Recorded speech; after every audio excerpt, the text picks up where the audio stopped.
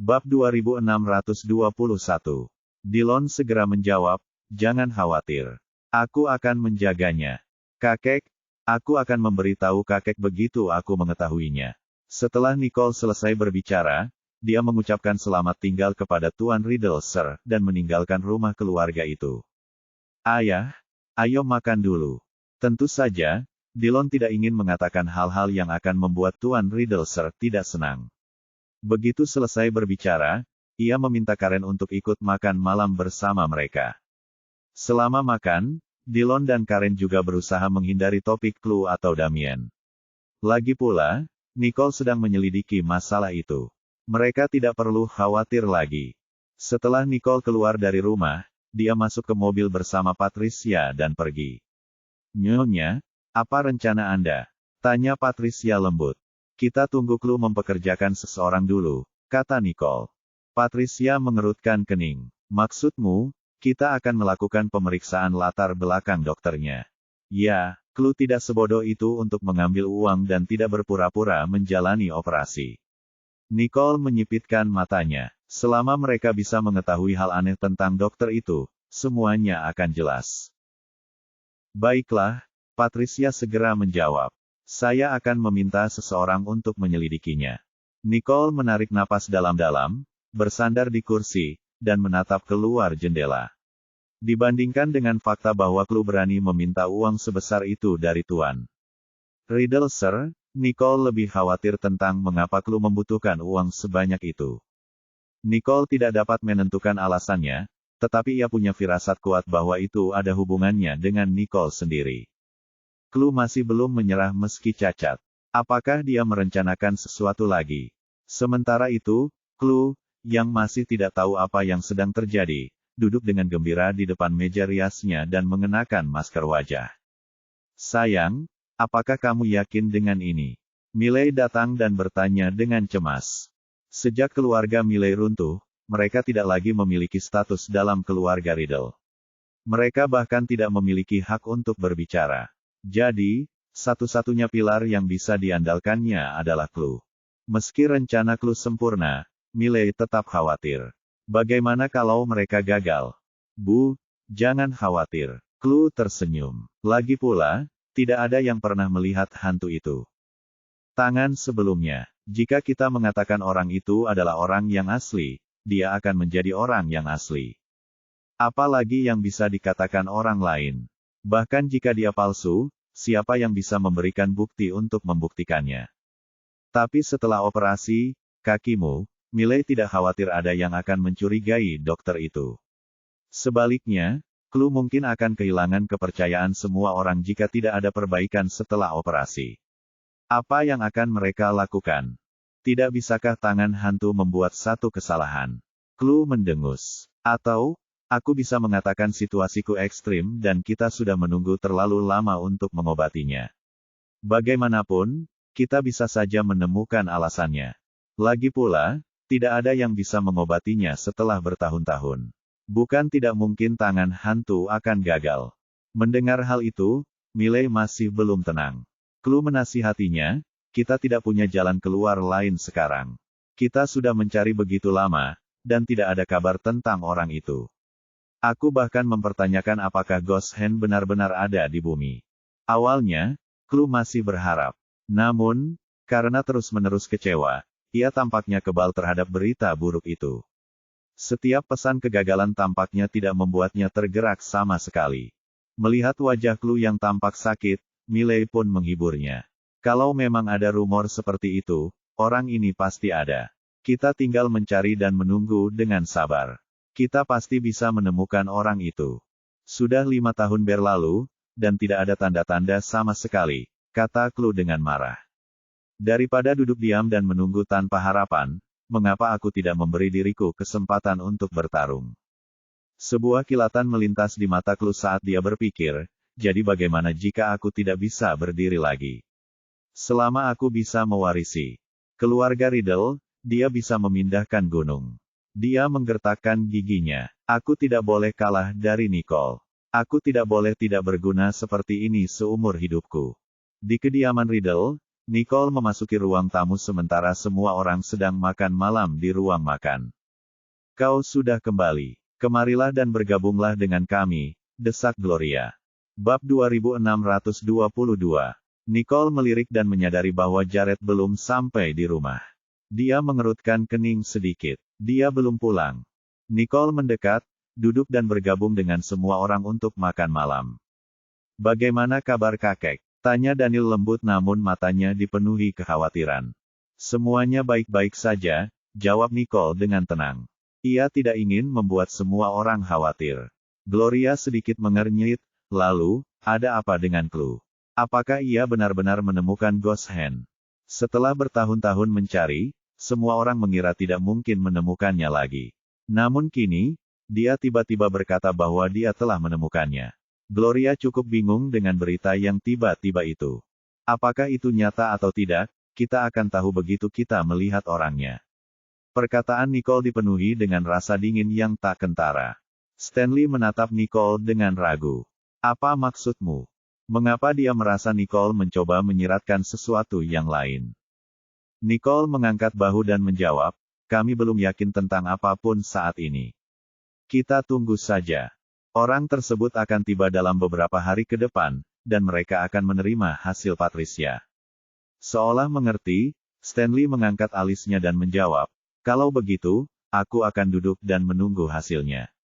Nicole tersenyum. Tentu saja, apa yang kalian bicarakan? Gloria bisa merasakan ada yang tidak beres di antara mereka berdua, jadi dia tidak bisa menahan diri untuk bertanya.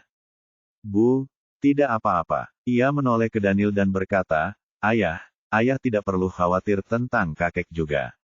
Nicole akan mengurusnya. Stanley tahu bahwa Nicole punya rencana, dan ia hanya menunggu waktu yang tepat untuk datang. Nicole lah yang mengurus semuanya.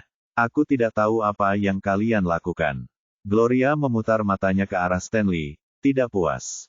Stanley mengusap hidungnya. Aku tidak mungkin menanggung kesalahan sebesar itu sendirian. Anak-anak lainnya tidak hadir, kecuali dia. Namun, kesalahan itu tidak dapat ditanggung olehnya sendiri. Aku ingin mereka juga memikul tanggung jawab, tapi tidak satu pun dari mereka yang pernah ke sini sejak mereka menikah, kata Gloria. Maafkan aku, Bu. Stanley langsung menyerah dan bersumpah, aku akan meminta Sean dan Steve untuk membantu Nicole menyelesaikan masalah ini. Apapun pembicaraannya, mereka hanya mengejek Stanley karena belum menikah atau punya pacar. Itu diskriminasi yang nyata. Namun, Stanley tidak mau mengalami rasa sakit karena didesak untuk menikah. Jadi, ia hanya bisa merendahkan diri dan mengakui kesalahannya. Melihat Stanley berpura-pura mengakui kesalahannya tetapi malah menyalahkan Sean dan Steve, Gloria tidak dapat menahan tawa. Stanley memang anak yang baik. Ia tetap anak yang menyenangkan meskipun ia membuat orang lain khawatir. Ayo makan. Anak-anak pasti sudah lelah. Biarkan mereka istirahat lebih awal, Daniel mengingatkan istrinya. Gloria memutar matanya ke arah Stanley, seolah berkata, aku akan membiarkanmu pergi sekali ini. Stanley diam-diam menghela napas lega. Seolah-olah ada batu yang terangkat dari dadanya. Setelah makan malam, semua orang beristirahat di kamar masing-masing. Nicole menemani Nolan dan Lana bermain sebentar. Saat hampir waktunya tidur, ia mengatur agar kedua anak itu mandi. Kemudian, Nicole kembali ke kamarnya sendiri. Hari sudah larut, tetapi Jared belum juga kembali. Nicole bertanya-tanya, apa yang sedang dia lakukan? Mengapa dia belum juga kembali pada jam segini? Mungkinkah sesuatu telah terjadi padanya? Saat Nicole memikirkan semua pikiran yang kacau itu, halaman menjadi terang. Ia tahu bahwa mobil Jared telah kembali. Bab 2623. Nicole berjalan ke jendela dan melihat halaman luar. Mobil Jared perlahan berhenti. Ia keluar dan berjalan masuk ke dalam rumah. Nicole mengalihkan pandangannya. Tepat saat dia berbalik, Jared sudah mendorong pintu hingga terbuka dan menghampirinya. Kau kembali, kata Nicole sambil tersenyum. Detik berikutnya, Jared memeluknya. Apakah kamu menungguku? Tanya Jared lembut, menundukkan kepalanya untuk mencium keningnya. Nicole melingkarkan lengannya di pinggang Jared, memiringkan kepalanya untuk bertemu dengan tatapannya. Kenapa kamu begitu terlambat? Ada konferensi video internasional dadakan.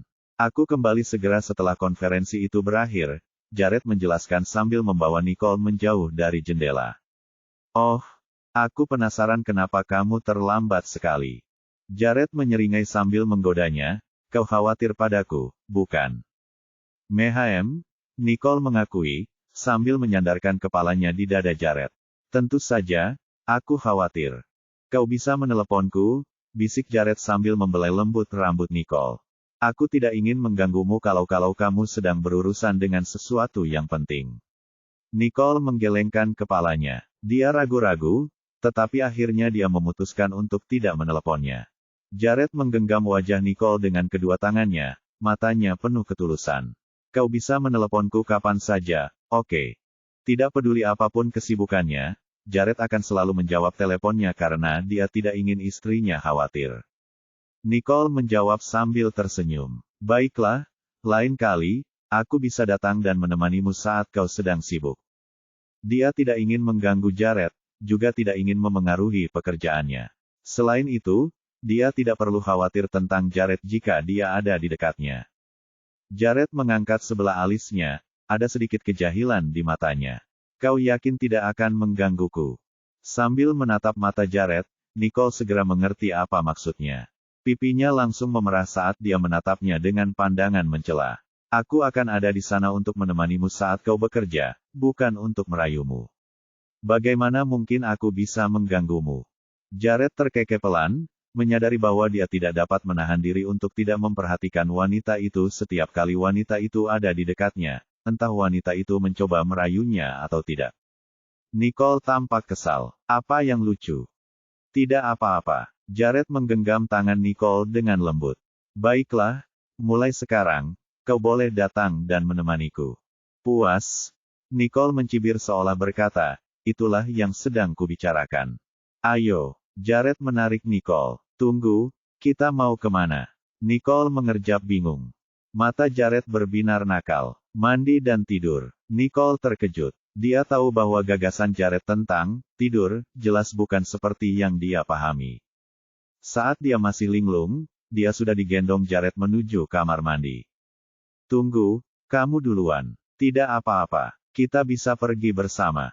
Menurutku itu tidak perlu. Saya pikir itu ide yang sangat bagus. Suara deras air bergema di kamar mandi, bersamaan dengan protes Nicole yang tidak puas. Keesokan harinya, matahari bersinar cerah, dan angin bertiup lembut dan tenang. Nicole tiba di kantor. Begitu dia memasuki kantornya, Sean dan Steve pun masuk. Hai, Sean. Hai, Steve, kata Nicole dengan heran. Masih pagi. Ada apa?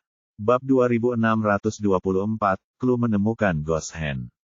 Sean mengerutkan kening. Dia tahu bahwa Ghost Hand adalah Nicole, jadi siapa sebenarnya yang ditemukan Clue? Apakah Stanley benar-benar mengatakan itu pada kalian? Nicole geli. Dia pikir Stanley hanya mengatakannya sambil lalu untuk menghindari omelan ibunya. Apakah kita tidak seharusnya tahu? Steve sedikit kesal. Tentu saja tidak, jawab Nicole sambil tersenyum. Menurutku itu hanya masalah sepele. Dia benar-benar tidak merasa perlu mengalihkan perhatian Sean dan Steve dengan ini, jadi dia tidak mengatakan apapun tentang hal itu. Sean menyipitkan matanya. Apa yang akan kau lakukan? Tidak banyak. Clue harus melihat Ghost Hand secara langsung pada akhirnya. Ketika itu, saatnya tiba, akan terbukti bahwa orang itu palsu. Nicole mengangkat bahu karena ini sederhana baginya. Kakek setuju? Tanya Steve. Nicole mengangguk. Ya, aku kembali ke rumah keluarga kemarin. Baguslah kamu membicarakannya dengan kakek. Beritahu kami jika kamu butuh bantuan kami. Kata Sean. Meskipun Clue tidak tahu bahwa Nicole adalah Ghost Hand, campur tangannya dengan urusan Ghost Hand mungkin akan berakhir merugikan Nicole. Jadi, mereka harus berhati-hati. Baiklah. Nicole tersenyum penuh terima kasih padanya karena dia tahu dia bermaksud baik.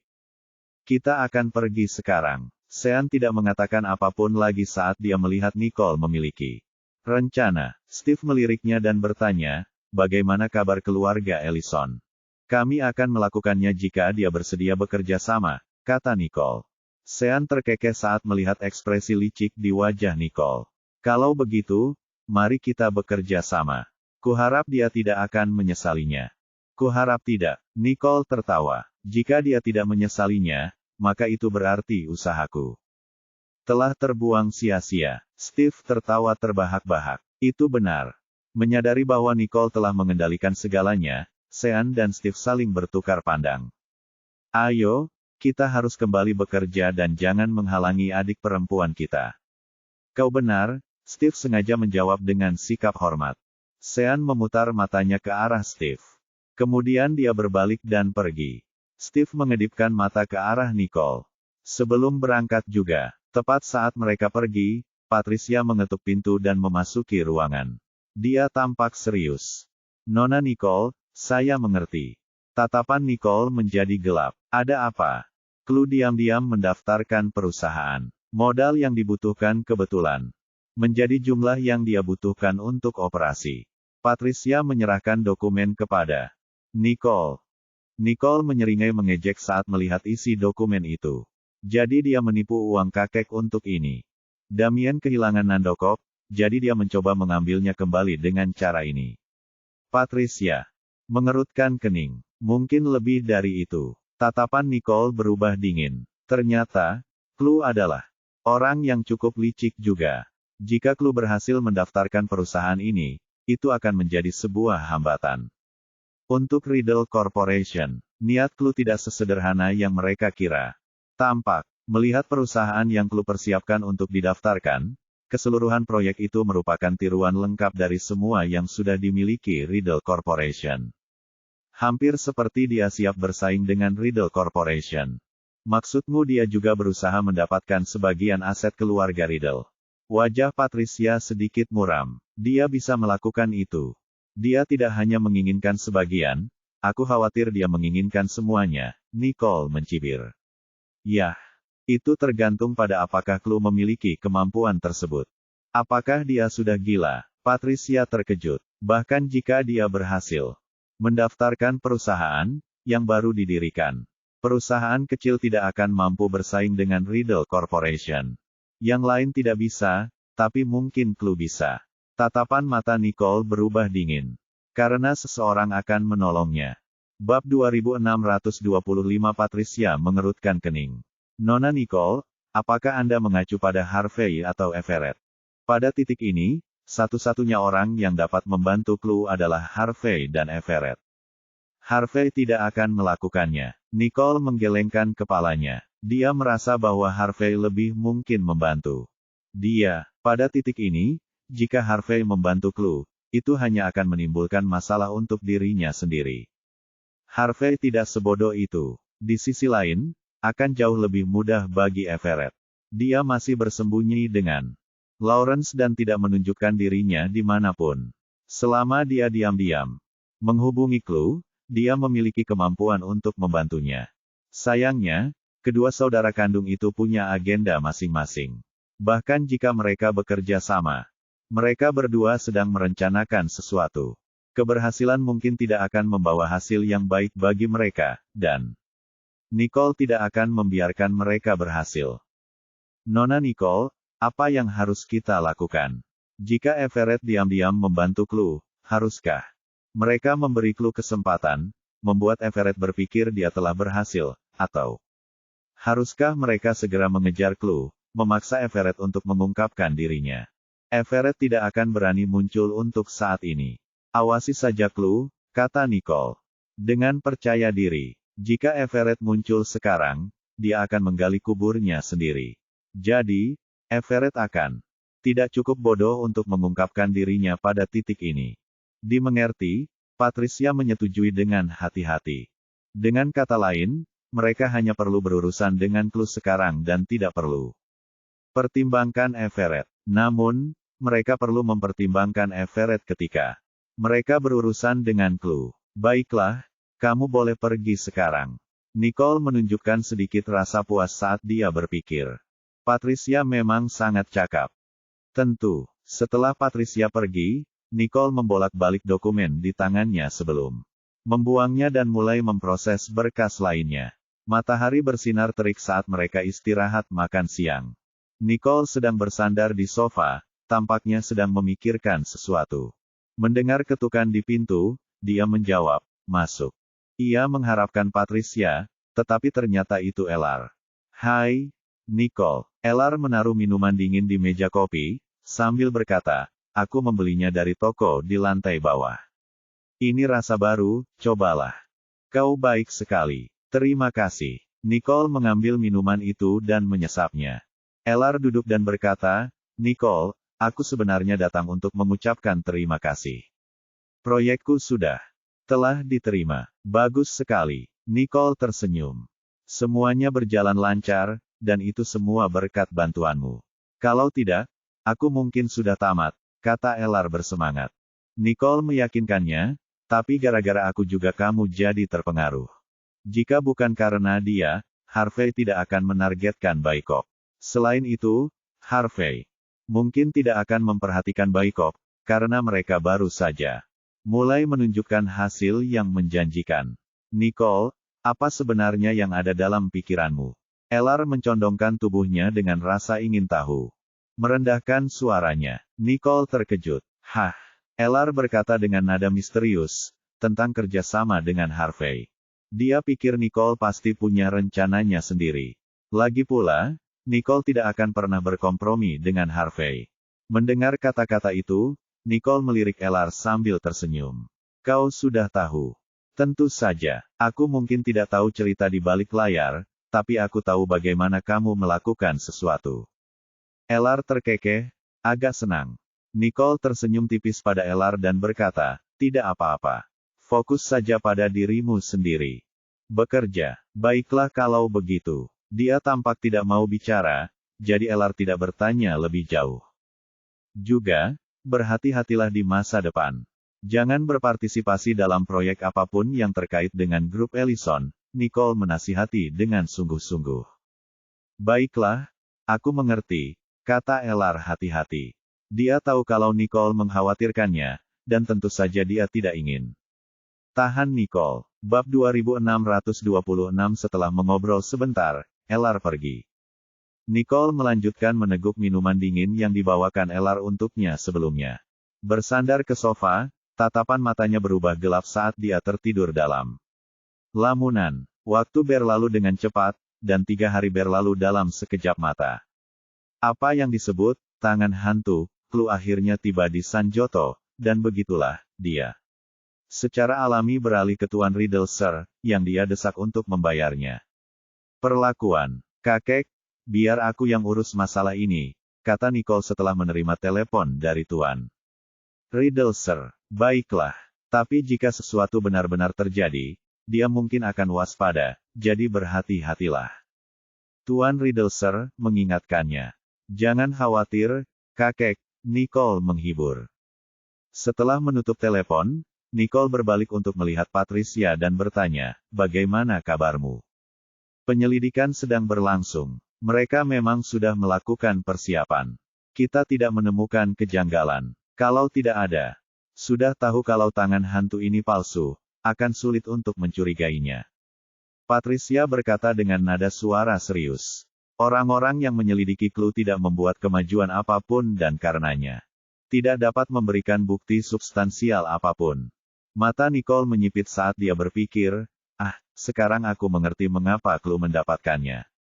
Penipu untuk muncul di Sanjoto begitu cepat. Sepertinya dia telah dipersiapkan terlebih dahulu. "Apa yang harus kita lakukan?" tanya Patricia, merasa sedikit khawatir. Dia bertanya-tanya apakah orang-orang yang terlibat harus mengizinkan Nicole mengakui bahwa dia adalah Ghost Hand yang sebenarnya.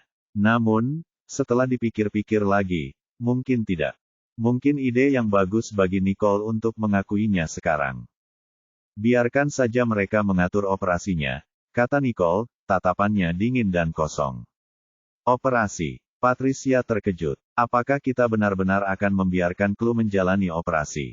"Operasi? Ya, minta orang-orang mengawasi mereka dan memantau setiap gerakan mereka," Nicole dipesan. "Mengenai sisanya, semuanya akan dijelaskan pada waktunya." "Baiklah, jawab Patricia, lalu meninggalkan kantor. Sambil menyipitkan matanya, Nicole lalu menelepon. Saya butuh kartu Anda, katanya begitu panggilan tersambung. Sekarang, tanya korespondennya, tampak agak ragu-ragu. Ya, dan jika aku tidak mendapatkannya besok, seseorang akan mengetahui lokasi pastimu dengan sangat cepat. Segera, kata Nicole dengan tenang. Setelah hening sejenak, korespondennya berteriak, dasar brengsek. Dengan itu, pihak lainnya menutup telepon, dan senyum dingin samar tersungging di bibir Nicole. Sementara itu, di rumah Damien, seluruh keluarga berada di ruang tamu. Mendiskusikan skema mereka. Chloe, apakah semuanya sudah diurus? Tanya Miley dengan khawatir. Jangan khawatir, semuanya sudah selesai, jawab Chloe, tampak bangga dengan apa yang telah dia lakukan. Sedang mengerjakan. Selama dia memasuki ruang operasi pada saat yang ditentukan. Semuanya akan sukses jika dia keluar. Tidak masalah jika operasinya gagal. Tidak ada yang mengatakan bahwa Ghost Hand bisa. Pasti akan menyembuhkan kakinya. Bagus, kata Miley sambil mengatupkan kedua tangannya. Lalu, dia mulai bergumam seolah-olah sedang berdoa. Chloe melirik Miley dengan ketidakpuasan tertulis di seluruh wajahnya, dan berkata, Ibu, kalau doamu bermanfaat, aku pasti bisa berdiri tegak lama-lama. Waktu yang lalu, dan keluarga kami tidak akan berada dalam kondisi menyedihkan seperti saat ini. Dengan wajah pucat, Miley mendesah. Saya hanya berharap semuanya berjalan lancar. Baiklah, terlepas dari apakah berjalan lancar atau tidak, aku hanya bisa mengandalkan diriku sendiri, Chloe menyelesaikan. Bahkan jika dia ingin bergantung pada orang lain sekarang, tidak ada yang bisa membantunya kecuali diri. Bab 2627 Miley ragu sejenak, lalu dia terdiam, putus asa dan sedih. Bawa aku kembali ke kamarku, perintah Chloe kepada pengurus rumah tangga sambil meliriknya. Tentu saja, jawab pengurus rumah tangga itu, sebelum mendorong Chloe pergi. Miley mengalihkan pandangannya ke Chloe, merasa sedikit tertekan dan tidak berdaya. Dia telah berharap yang terbaik untuk putrinya. Chloe dulu bersinar seperti bintang terang di langit malam. Semua orang mengaguminya, dan dialah putri yang paling dibanggakan Miley. Tapi sekarang, putrinya telah jatuh dari kasih karunia, dan tidak ada yang bisa Miley lakukan. Melakukan apapun karena kegagalan keluarganya sendiri. Dia bahkan harus mendapatkan Damien. Persetujuan sebelum dia bisa mengatakan apapun kepada keluarga Riddle. Saat dia sedang asyik berpikir, Miley tiba-tiba mendengar teriakan Damien. Dia keluar dari situ. Apa yang kamu lihat? Kau kembali, kata Miley dengan suara lembut dan malu-malu saat melihat Damien. Tuangkan kopi untukku, kata Damien dengan kesal, yang sudah duduk di sofa. Setelah memberinya secangkir yo, Miley dengan hati-hati bertanya. Ada apa? Apakah semuanya tidak berjalan baik? Meskipun dia tidak tahu apa yang sedang dilakukan Damien, dia yakin bahwa dia sedang sibuk dengan sesuatu selama beberapa hari terakhir, karena dia telah bekerja sampai larut malam. Dia tampak kesal. Pasti terjadi sesuatu, kan? Ya, aku harus berhadapan dengan segerombolan orang sombong, Damien mengumpat dengan frustrasi. Dia tidak pernah menyangka bahwa orang-orang yang biasa menyanjungnya akan benar-benar memulai memberinya masa sulit setelah kejatuhannya. Dia tahu bahwa Chloe ingin membangun kembali perusahaannya, jadi dia melakukan yang terbaik untuk tidak ketinggalan. Oleh karena itu, ia berusaha memanfaatkan koneksinya. Namun, yang mereka berikan hanyalah alasan dan penolakan. Beberapa dari mereka bahkan menolak untuk bertemu dengannya, dan menjaga jarak seolah-olah mereka menghindari wabah. Ketika memperhatikan sikap Damien, Miley tahu bahwa semuanya pasti tidak baik-baik saja. Berjalan baik untuknya. Itu isyarat baginya untuk tidak mengungkitnya dengan pertanyaan lebih lanjut. Karena keluarganya sendiri telah jatuh dari kedudukan terhormat, dia secara efektif telah dijadikan bebek yang sedang duduk. Untuk melengkapi semuanya, satu kata yang salah darinya hanya akan mengubahnya menjadi tas tinju Damien dalam sepersekian detik, jadi dia hanya bisa menutup mulutnya. Untuk saat ini, Damien mengerutkan kening dan melotot ke arah Miley, tidak senang. Mana clue? Dia kembali ke kamarnya untuk beristirahat, jawab Miley. Bagaimana situasinya? Tanya Damien. Semuanya berjalan lancar. Orang itu sudah sampai di Sanjoto, dan ayah sudah menjawab. Dia setuju dan mengatakan kita bisa mengatur operasi seperti biasa. Miley menyatakan dengan gembira. Selama uang Tuan Riddle Sir sampai kepada mereka, tujuan mereka akan tercapai. Kemudian, mereka bisa menghabiskan sebagian uangnya untuk mengusir dokter palsu itu, dan sisanya akan cukup bagi mereka untuk mendirikan organisasi lain dan kembali lagi. Baiklah, nada bicara Damien akhirnya sedikit mereda. Setidaknya ada kabar baik. Namun, dia merasa tidak nyaman dengan gagasan bahwa Clue akan mendapatkan uang dan mendaftarkan perusahaan atas namanya. Setelah memikirkannya, Damien bangkit dan berjalan pergi sekali lagi. Aku akan keluar. Lagi, dia tidak bisa tinggal diam. Dia perlu mencari seseorang untuk membantunya, seseorang bersedia berinvestasi padanya atau meminjaminya uang. Hanya dengan begitu dia bisa memberikan pendapatnya. Di atas segalanya, dia ingin keluarga berada di bawah kendalinya. Matahari terbenam ketika Nicole meninggalkan kantor pusat, sementara Jared menunggunya. Sambil menyeringai, Nicole mendekati mobil dan masuk setelah Jared membukanya. Pintu, apakah kamu sudah menunggu lama? Nicole bersandar di kursi, melirik. Jared, aku baru saja sampai di sini, kata Jared sambil tersenyum, sambil memegang tangan Nicole dengan lembut. Apa yang membuatmu begitu bahagia? Nicole mengangkat sebelah alisnya dengan ekspresi genit di wajahnya. Berusaha untuk tetap bersikap tumpul, Jared berkata, coba tebak. Bab 2628. Kamu misterius sekali hari ini. Nicole cemberut dan pura-pura tidak senang. Hah? Jared terkekeh pelan, membelai rambut Nicole dengan lembut. Kau akan tahu saat kita sampai di sana. Mobil segera membawa mereka ke studio pengantin. Mengapa kita di sini? Tanya Nicole, terkejut melihat studio pengantin. Masuklah dan lihatlah, kata Jared, sebelum meraih tangan Nicole dan membimbingnya masuk ke studio. Begitu masuk, mereka disambut oleh berbagai gaun pengantin dengan berbagai warna, gaya, dan desain. Pemandangan yang indah untuk dilihat. Tuan dan Nyonya Johnston, pemilik toko itu segera maju ketika melihat Jared dan Nicole. Bawa kami ke bagian khusus di mana kami bisa melihat apa yang sudah kami pesan, kata Jared acuh tak acuh. Baiklah, silakan ikuti saya, jawab staf itu, dan segera menuntun Jared dan Nicole ke bagian dalam. Nicole akhirnya menyadari bahwa setelan gaun pesanan Jared telah tiba, dan mereka ada di sini untuk mencobanya. Wah, apa terburu-buru? Bisik Nicole kepada Jared, terkejut. Sama sekali tidak. Jared menatapnya. Meski mereka baru mengumumkan pernikahan mereka secara resmi ketika Nicole akhirnya setuju untuk menikah dengannya, dia sebenarnya sudah mempersiapkan diri sejak lama. Tuan dan Nyonya Johnston, kami di sini. Staf itu minggir, mencondongkan tubuh, dan mengulurkan tangan kanannya saat ia mengundang Jared dan Nicole untuk masuk. Setelah memasuki ruangan itu, Nicole menemukan bahwa itu adalah bagian terpisah dari toko. Ada dua manekin yang ditempatkan dengan baik, satu berpakaian jas dan lainnya mengenakan gaun pengantin, langsung memikat pasangan itu sejak awal. Pakaian pada manekin pria dan wanita jelas dibuat khusus, terutama sulaman pada gaun pengantin, yang sepenuhnya dijahit dengan tangan. Tampak nyata dan sangat realistis. Ada dua ruang ganti di ruangan itu, dan di dalamnya ada orang-orang yang disewa untuk membantu mereka.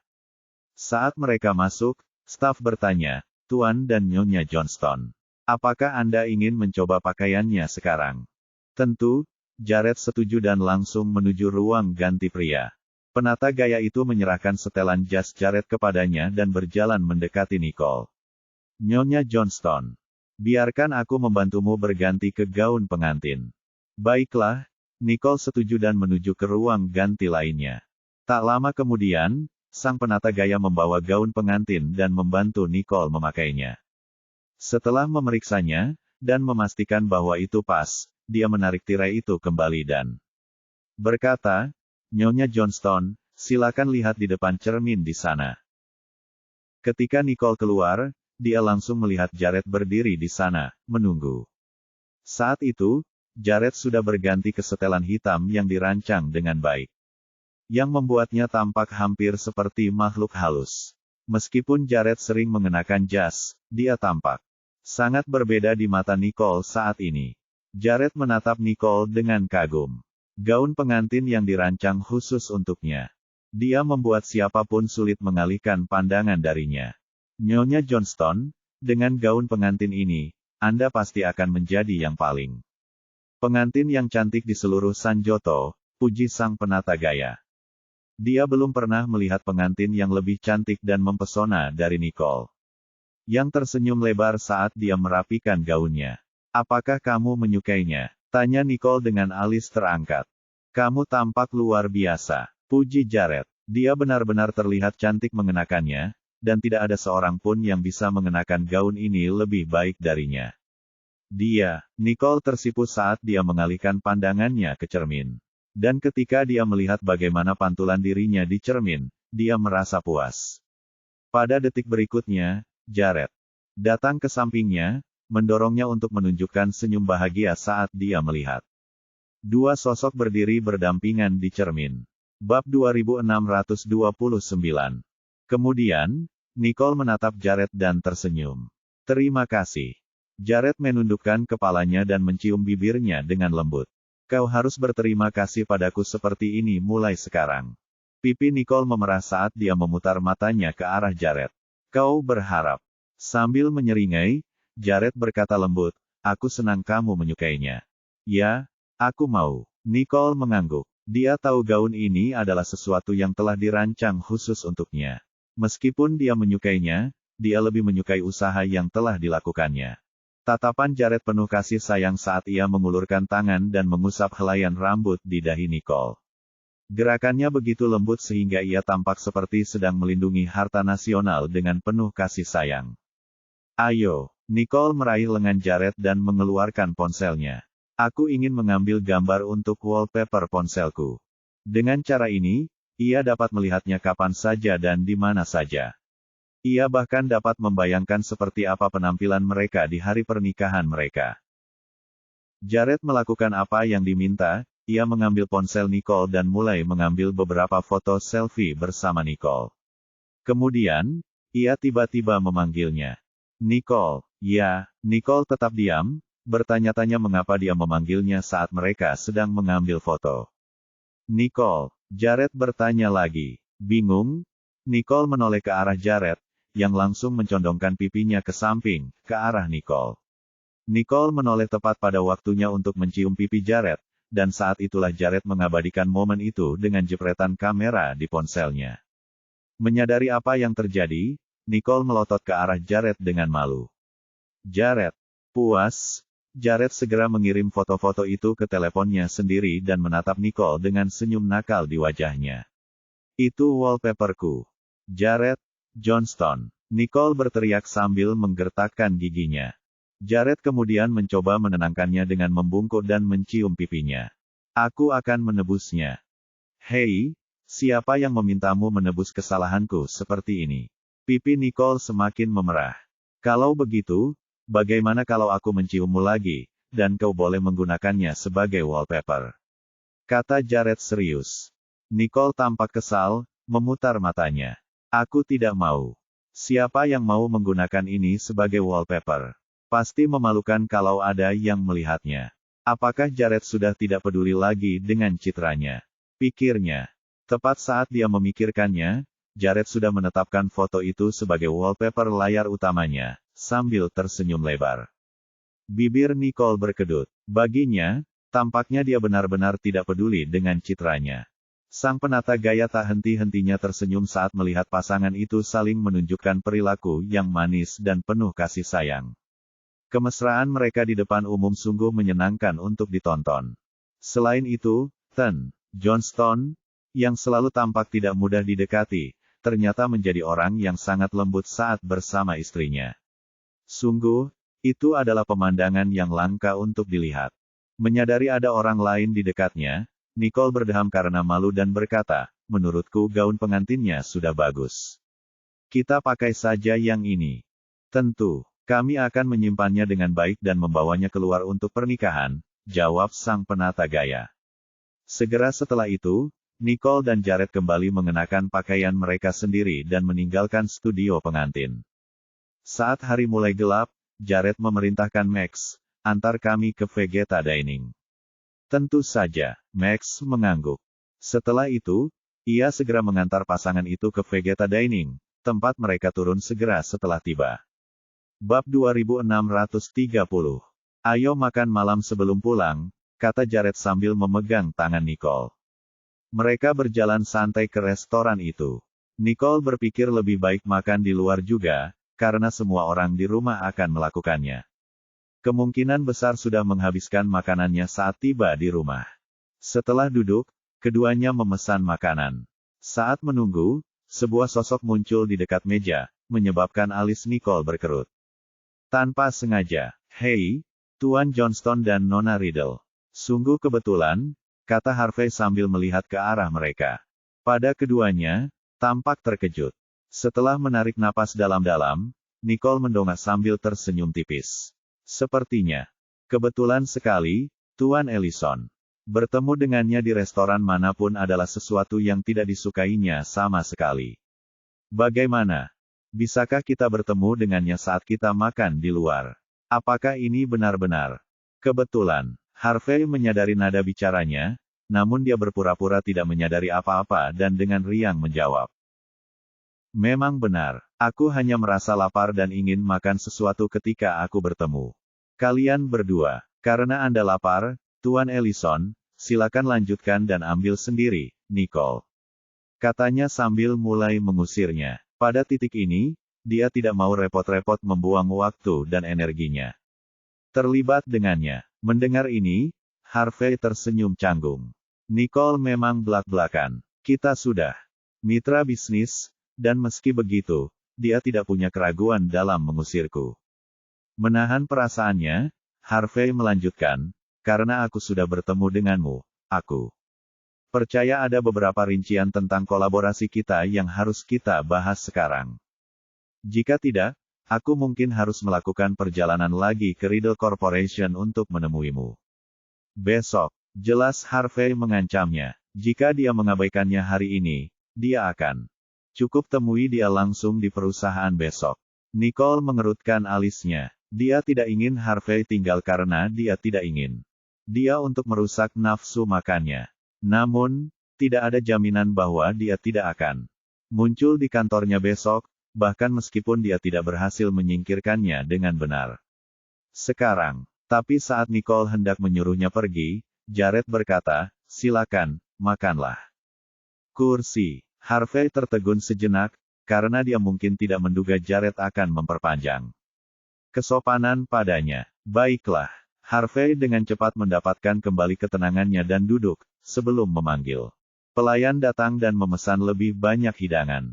Tuan Ellison, jika Anda memiliki sesuatu untuk didiskusikan, silakan saja, pinta Nicole dengan nada datar. Cara yang seperti bisnis. Jika mereka hendak membicarakan pekerjaan, sebaiknya tetap bersikap profesional. Mereka sedang melakukannya. Harvey tahu apa yang dilakukannya, tapi dia tersenyum dan dengan sopan melanjutkan, kami bisa ngobrol sambil makan juga. Dia tidak ada di sana untuk membicarakan pekerjaan. Apa yang dia katakan tentang pekerjaan sebelumnya adalah hanya sebuah alasan. Niat sebenarnya adalah untuk bertahan. Meskipun dia tahu dia tidak. Selamat datang di meja mereka, melihat kekesalan Nicole entah bagaimana membawanya kesenangan. Nicole mengerutkan kening ketika mendengar apa yang dikatakan Harvey. Aku tidak punya kebiasaan membicarakan pekerjaan saat makan. Jika Anda tidak ingin melanjutkan, lebih baik bertemu. Saya akan ke kantor besok, Tuan Ellison. Jika kau tidak ingin bicara, maka pergilah sekarang juga. Jangan tinggal di sini dan mengganggu rakyat. Untuk tetap bersikap seperti itu, kata Harvey seolah-olah Nicole telah berbuat salah padanya. Menurutku tidak apa-apa. Lagi pula, kaulah yang ingin bekerja sama, bukan? Tuan Ellison. Nicole mengangkat bahu dengan tenang. Lagi pula, dia bukanlah orang yang mengundangnya untuk bekerja bersamanya. Harvey terkekeh canggung. Ternyata, Nicole benar-benar tidak punya alasan untuk memaafkannya. Dia marah sambil menggertakkan giginya. Jared ada di sana menatapnya dengan dingin dan dengan tenang, sementara Nicole menusuknya tanpa ampun. Kemudian, pelayan itu menghampirinya dan menyajikan makanannya. Maaf, Anda. Makanan sudah siap. Ayo makan. Nicole meletakkan hidangan yang disukai Jared di depannya, lalu Jared dengan penuh perhatian memberikan sebagian makanan kepada Nicole. Keduanya menunjukkan kasih sayang mereka tanpa peduli pada dunia, membuat seringai Harvey semakin masam dari menit ke menit. Dia tampaknya telah menggali kuburannya sendiri, dan dia tiba-tiba merasa bahwa bertahan adalah sebuah kesalahan. Kemudian, menjadi jelas mengapa Jared bersedia membiarkannya tinggal. Dia jelas ingin melihatnya dipermalukan langsung di tempat kejadian.